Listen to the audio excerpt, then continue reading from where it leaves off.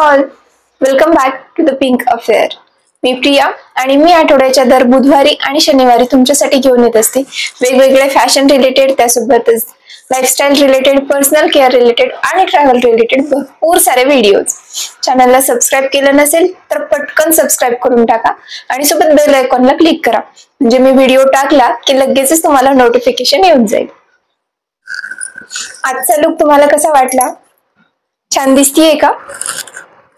So हा look मी तयार केलाय फक्त 10 मिनिटात. तेही कोणतंही फाउंडेशन किंवा कोणतंही कॉम्पॅक्ट किंवा कोणतेही मेकअप प्रोडक्ट न वापरता. काजळ, पावडर, लिपस्टिक आणि फक्त वापरले आपण सीसी क्रीम. सो बघूया अवघ्या 10 मिनिटात हा सुंदर आणि साधा असा मस्त गुढीपाडव्यासाठीचा खास मेकअप कसा करायचा ते. हाय, हॅलो. सो आपण सुरुवात करूया. सुरुवात करण्यापूर्वी केस छान स्वच्छ मोकळे करून घ्यायचे, गुंता काढायचा आणि त्यांना एखादा क्लच लावून वरती बांधून घ्यायचं, म्हणजे जे काही आपण मेकअप प्रोडक्ट्स किंवा पावडर वगैरे जे काही लावणार आहे ते केसांना लागत नाही. आणि जर काही छान अशी हेअरस्टाईल करणार असेल वेगळी तर ती आधीच करून घ्यायची.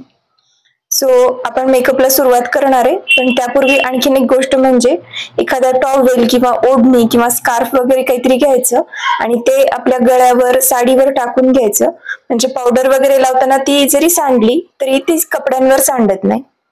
सुरुवात करण्यासाठी मी इथे घेतलं टोनर. टोनर म्हणजे साधा आपण गुलाब पाणी वापरतो ते गुलाब पाणी घेतलं, ते थोडंसं स्प्रे करून घेतलं आणि टोनर लावण्यापूर्वी चेहरा स्वच्छ फेस वॉश लावून धुवून घेतला होता.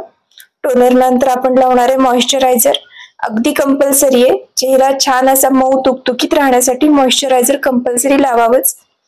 सो मॉइश्चरायझर लावताना गळ्याला वगैरे पण लावून घ्यायचं.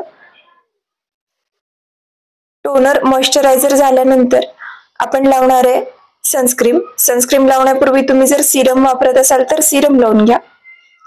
सनस्क्रीम कंपल्सरी लावा, म्हणजे आपण जेव्हा पूजा करण्यासाठी वगैरे गुढीची उन्हात जाणार आहे तेव्हा पण, आणि जरी घरी जरी असलो तरी उन्हाचा थोडाफार फरक पडतोच, त्यामुळे सनस्क्रीम लावायचंच. सनस्क्रीम लावताना फक्त चेहऱ्यालाच नाही तर ते डोळ्यांना, कानाला, गळ्याला, मानेला पण लावायचं, कारण हे भाग पण खूप उघडे राहतात आणि त्यांच्यामुळे त्यांना पण काळपटपणा किंवा टॅन जी म्हणतो आपण ते येतो. सनस्क्रीन लावतानाच मला सवय मॉइश्चरायझर सनस्क्रीन जे काही मी चेहऱ्यावर अप्लाय करते मी ते लगेच हातांना पण पुसते. सो सनस्क्रीन झाल्यानंतर आपण आता लावणार आहे डोळ्यांखाली थोडंसं अंडर आय क्रीम. हे कंपल्सरी नाहीये, पण मला अगदी थोडेसे डार्क सर्कल आहेत त्यामुळे मी हे लावतेय आणि थोडंसं उन्हामुळे चेहऱ्याला जे जळजळ वगैरे होती किंवा खूप असं डोळे कोरडे झाल्यासारखे होतात ते थोडंसं कमी व्हावं म्हणून अंडर आय क्रीम लावलं आणि अगदी हलक्या हाताने ते पसरवून घ्यायचं. डोळ्यांना मस्त असं फ्रेश वाटतं. याऐवजी तुम्ही अगदी थंड पाणी जे चांगलं येतं ते कॉटनवर घेऊन 1-2 मिनिट ते कॉटन डोळ्यांवर ठेवू शकता, ते पण छान वाटतं किंवा त्याचा पण छान रिझल्ट पण मिळतो. आय पफिनेस जर असेल तर तो कमी होतो त्याच्यामुळे.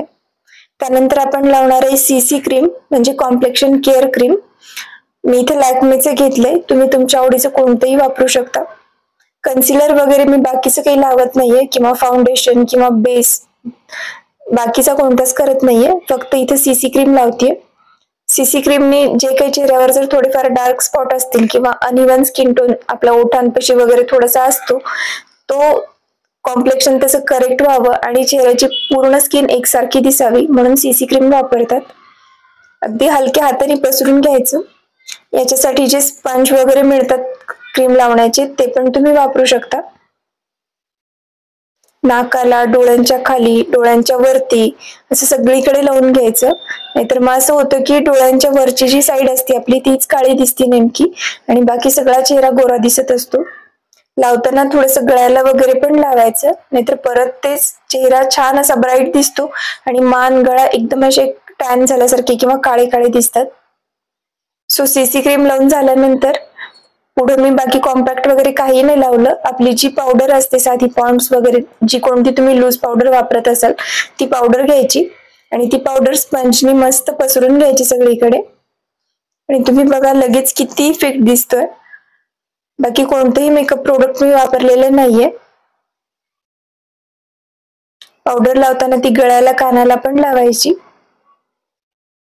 आणि आपला ऑलमोस्ट मेकअप डन आहे. आता फक्त राहिलं काजळ आणि लिपस्टिक.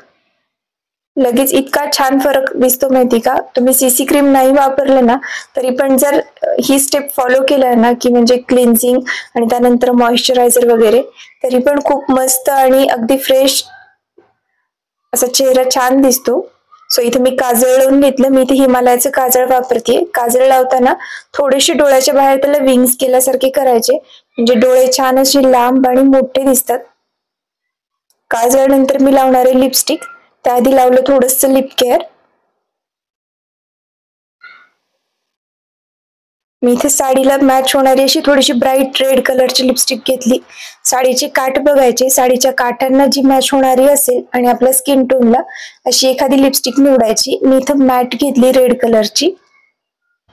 लिपस्टिक लावून घेऊया. त्यासाठी मला आरशात बघावं लागणार आहे, त्यामुळे मी व्हिडिओ थोडासा पॉज केला होता.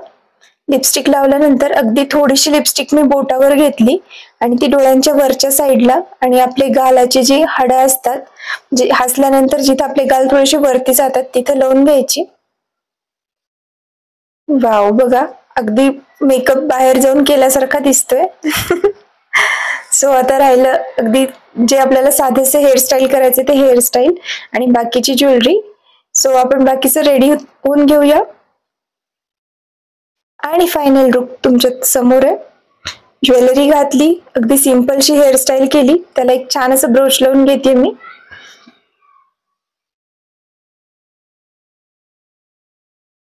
And done. सो हा लुक कसा वाटला तुम्हाला? अगदी साधा 10 मिनिटात होणारा सिंपल मेकअप आहे. अरे एक गोष्ट विसरलीच, काय सांगा बरं. येस, मराठमोळा सण आहे तर त्यासाठी मस्त अशी ठसकेबाज मराठमोळी नथ तर पाहिजेच ना. यावेळी थोडीशी मोठी नथ निवडली आहे मी. सो आपला मस्त असा पाडव्यासाठीचा खास लुक तयार आहे. अगदी अफोर्डेबल, कोणते वेगळे मेकअप प्रोडक्ट आणण्याची लावण्याची गरज नाही. आणि मस्त फोटो पोस्ट साठी पाडव्यासाठी आपण रेडी होतो.